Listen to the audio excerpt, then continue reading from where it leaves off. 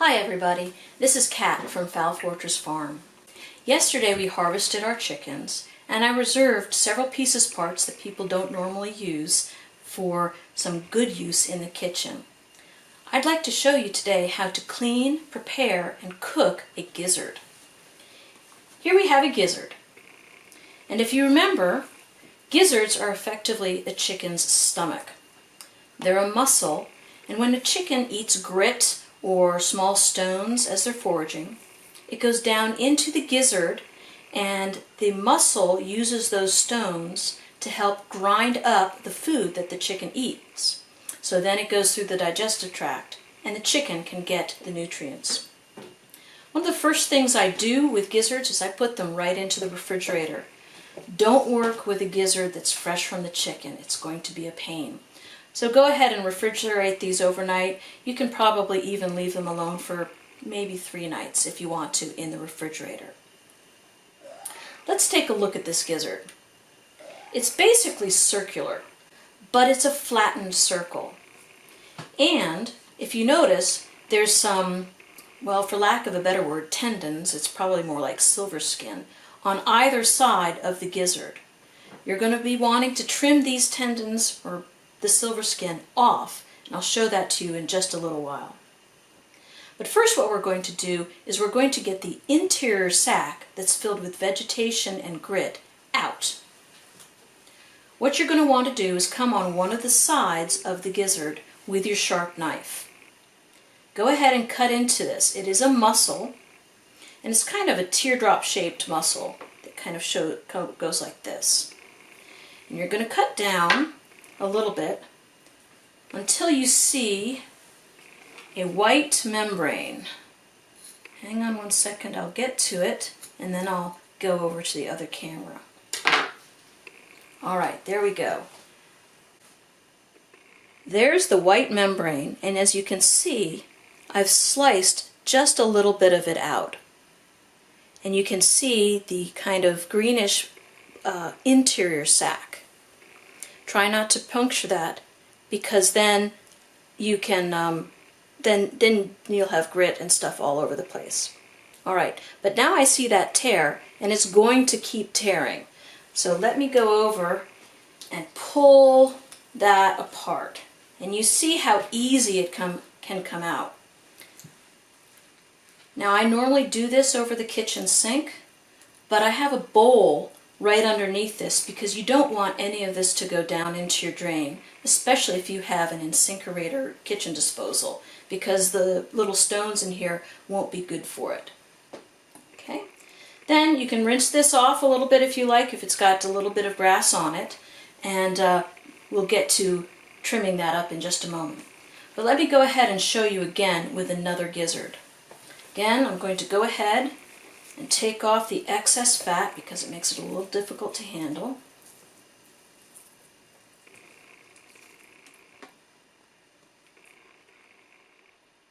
Going along the flat side over here. And it doesn't matter really which side you go on. They're both muscles. It's mainly just kind of going a little bit slowly so you don't pierce more than that first membrane. Okay, there we go. I can see that membrane. I'm going to use my very sharp knife to just score it so that membrane and that membrane only begins to tear. See that little score right there? Now another thing too is if it wants to be difficult releasing, if you can work your fingernail under it, it'll eventually pull away. If this interior sac does break, don't worry about it, it's not a tragedy. You'll just have to rinse off the gizzard a little bit more thoroughly.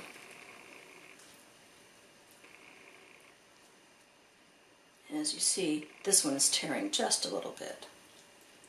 Alright, there we go, and that's garbage.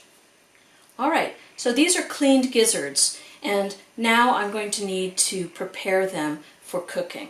I'm going to wash my hands first and rinse this down, and I'll be right back with you. Okay, we've cleaned the gizzards. Now we're going to prepare them for cooking. I've rinsed these off. And you see now, here's the exterior of the gizzard, and you see the silver skin like membrane or tendon, I don't know what to call it, on the outside.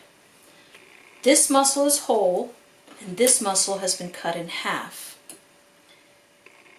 On the other side, the interior, you see the membrane that we nicked when we opened up the gizzard and then peeled it away from the actual sac that held the contents of the gizzard, the grit and everything. What I like to do is, I'm going to cut through this membrane, and I'm going to just skim so that this silver skin is the only thing that comes off. So that way we preserve most of the muscle. So basically I get my knife tight up against the muscle, cut down a little bit so I'm through this interior membrane, and then I hold my knife almost parallel to the cutting board and just skim it off. And you see, there's that silver skin type membrane. Okay? But it's very important that you only do it from this side, from the interior membrane. Alright, here we go one more time.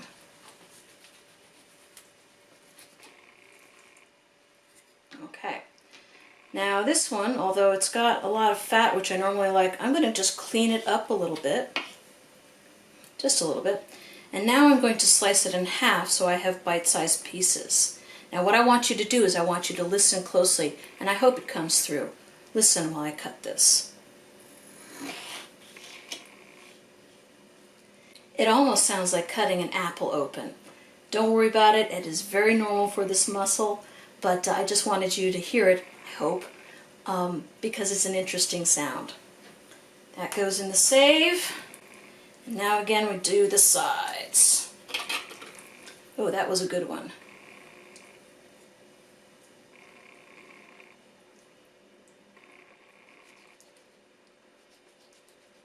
Oops, come on you. There we go. And again, just a piece of meat with this interior membrane. Alright, let me do one more for you. Again, get up close and skim that tendon off, whatever it is. I keep changing the names of it, don't I?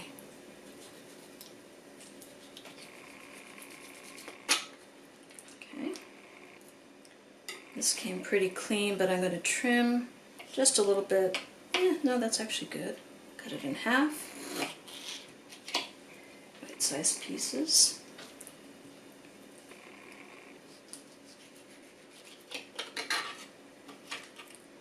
There we go.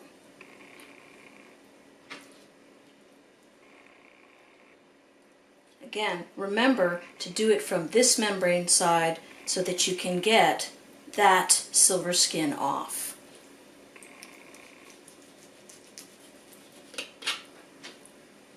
Oops. There we go. All our gizzards are prepared, and now we're going to cook something really delicious.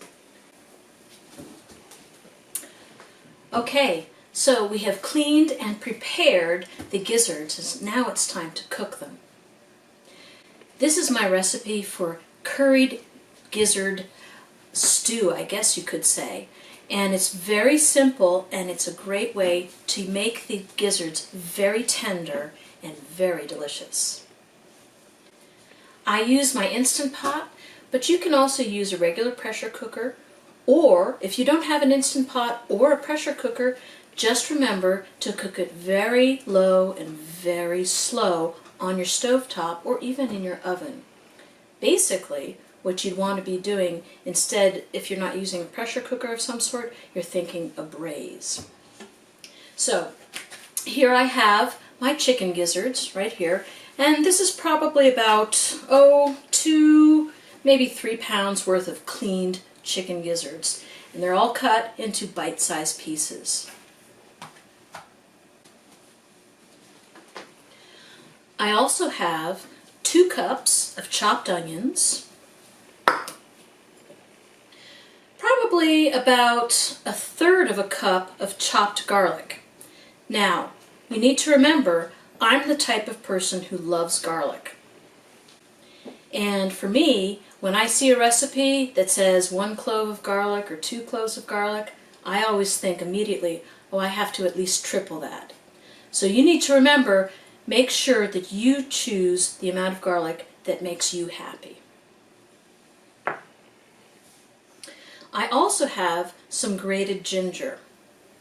I use this little thing here to grate the ginger, and basically I just peel the ginger, and this is a very cheap tin spoon that I got from Spain many years ago, and it bends really easy, but it's got a very sharp edge, so it takes the skin off ginger very easily. And then you just grate. And what I'm looking for is probably about 2 tablespoons of grated ginger, roughly. That's close enough. There we go. All right, go ahead and put that over here. I also have about 2 tablespoons of tomato paste and 1 teaspoon of harissa sauce. Let me show you the ones that I use. Here's the tomato paste, and here's the harissa sauce. And the main thing I'm interested in showing you is they're in tubes, particularly the tomato paste. A lot of times tomato paste comes in a small can. When it comes in a small can, I tend to use just a little bit of it, and then it sits in the refrigerator and dries out. So my big recommendation is, when possible, buy your tomato paste in a tube. It will last longer. Alright, so as I said, about 2 tablespoons of tomato paste and about 1 teaspoon, 1.5 teaspoons of a harissa sauce. Oh, before I forget, harissa sauce is actually very spicy. The first time I used it, I didn't realize how spicy it was, and the dish was, shall we say, incendiary. It was bright. Yes, it was very bright. So I would say start with only a little bit and add more if you like. Again, though, if you can't get harissa sauce, something like red pepper flakes to your taste, or maybe a mix of some hot peppers that you dried from your garden, would be perfectly suitable for this. Okay. I also have here a pint of whole tomatoes. I'm going to make this a little bit less soupy than my last one. The last one I used 2 of these, so you can use 2 pints or 1 pint. It depends on whether you want it soupy or if you want it a little bit more coherent. Well, cohesive. That's the word I want. Because you're not coherent. No, I'm never coherent. It runs in the family. Yes, it does. One might even say it gallops. I love my family. They're so crazy. Then, of course, the ubiquitous and necessary salt and pepper. And yes, this is home ground pepper. I'm a big fan of home ground pepper. And then, if I wanted to add a little bit more liquid, because again, with a pressure cooker, you need a certain amount of liquid so that it can get up to pressure, I have some homemade smoked turkey stock. And in a later video, I'll show you how I make our smoked stock. It's very delicious, and you should substitute it for water when you make mac and cheese. It's so good. Yes. Alright, so let's go ahead and get started. I am going to set my Instant Pot to saute. Of course, if you're using a regular pressure cooker or a casserole on the stove initially, just go ahead and get it heating up. Alright, so my Instant Pot is warm, and what I'm going to do is I'm going to take some butter, which I forgot to mention in the list of ingredients, but I'm going to probably take about 2 tablespoons of butter, and please use butter. Butter is good. Butter's good fat, especially if you can get grass-fed butter. Then you're really spoiled. And let that heat up. Alright. I added about 2 tablespoons of butter that's melting right now. What I'm going to do is I'm going to take the 2 cups of onions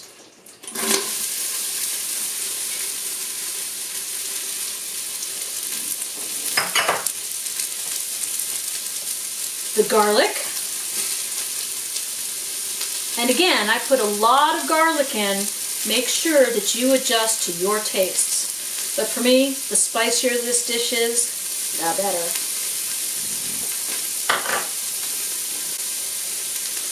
Okay, and then here's my ginger. I'm going to put that in now too.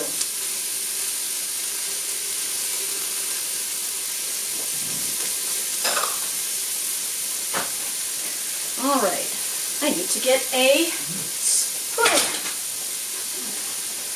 All right. Mix that up a bit.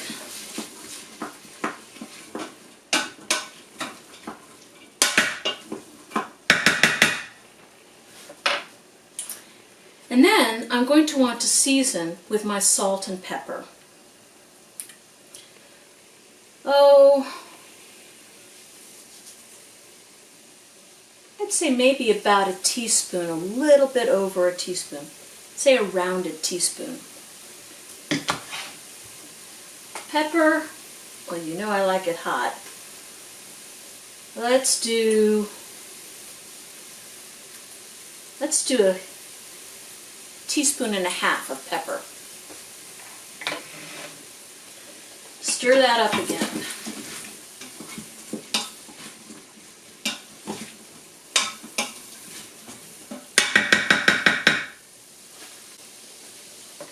What you're going to want to do is you're going to want to let this saute until the onion turns translucent. You can brown it a little bit if you want, it doesn't really matter, but you don't want to get it caramelized. So a little bit of browning is fine, but otherwise translucent will be sufficient. Alright, our onions, garlic, and ginger have been sauteing for about 3 or 4 minutes, and the onions are nice and translucent. Now what I'm going to do is I'm going to put the curry powder in and saute that for a couple minutes to toast it.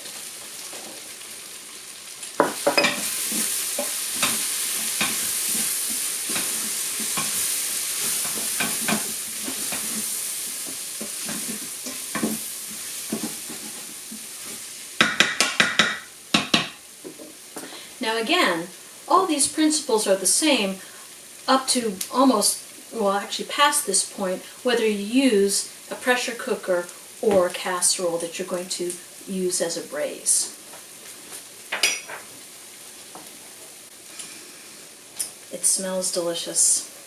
Now it's time to put in the tomato paste and the harissa sauce.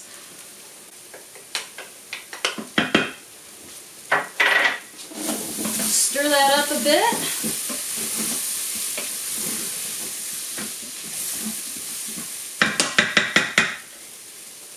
And now is when I put in the gizzards.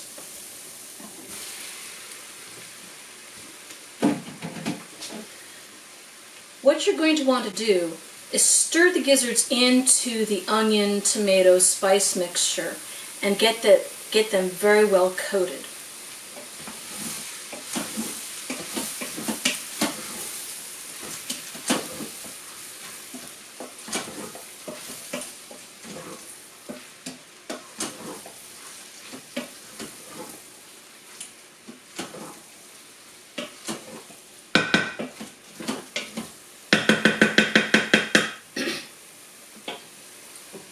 Yes, that looks good. Now I'm going to add my tomatoes. And I already pre-opened this, so I didn't do that on camera, because that would be terrible.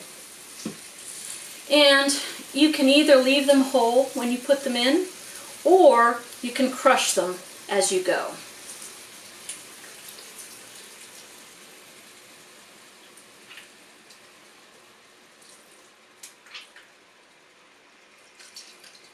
There we go.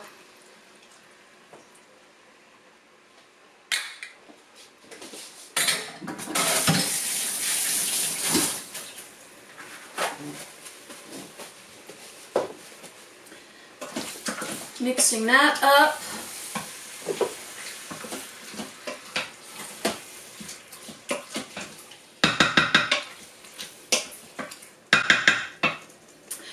You know what? To me, that looks a little bit dry, which is okay. And I think what I'm going to do is I'm going to add,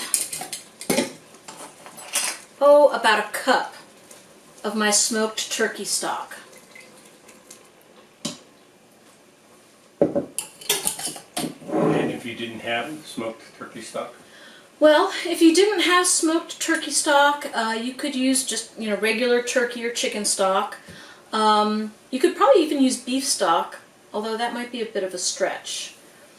If you didn't have any stock, particularly homemade stock, water would do, or, you know what, you probably could also do a very light wine. Light red or a light white would also provides that liquid that you might want to have.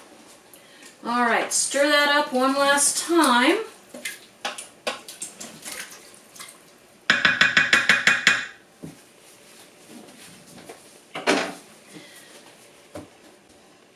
Yes, that looks good. All right, what I'm going to do now is I'm going to put the top on the Instant Pot.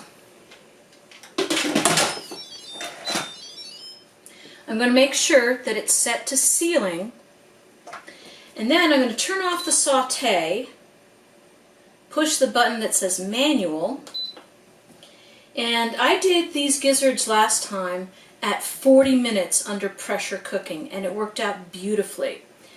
I might experiment with going a little bit, thank you baby, a little bit less time, but the 40 minutes worked great. On a regular stovetop pressure cooker, you probably wouldn't need that much time. You could probably go at that pressure cooker's normal thing, which is usually between 12 and 15 pounds. You probably could go for about 30 to 33 minutes and it would work great. If you're doing it on the stovetop or in the oven as a braise, I would say go as low temperature as you possibly can, and then probably let it go for a couple hours, because again, you want to break down the tough muscle of the gizzard. All right, I'm going to let that go, and then I'm going to let it naturally pressure release. One nice thing about the Instant Pot is after it does the natural pressure release, it will still keep warm. So for instance, if you're doing this in the morning and you go to work, you're going to come home to a nice warm dinner. It won't hurt it at all, and it will be even more luscious and delicious. But once it's done, those gizzards, a tough muscle, will be delightfully tender and absolutely delicious. Okay, so the gizzards are done, and I went ahead and did a quick batch of rice in the Instant Pot. So first I'm going to do some rice over here. Right over there. Then I'm going to take some of this gizzard, and it actually came out pretty soupy, so that's fine, especially when over rice.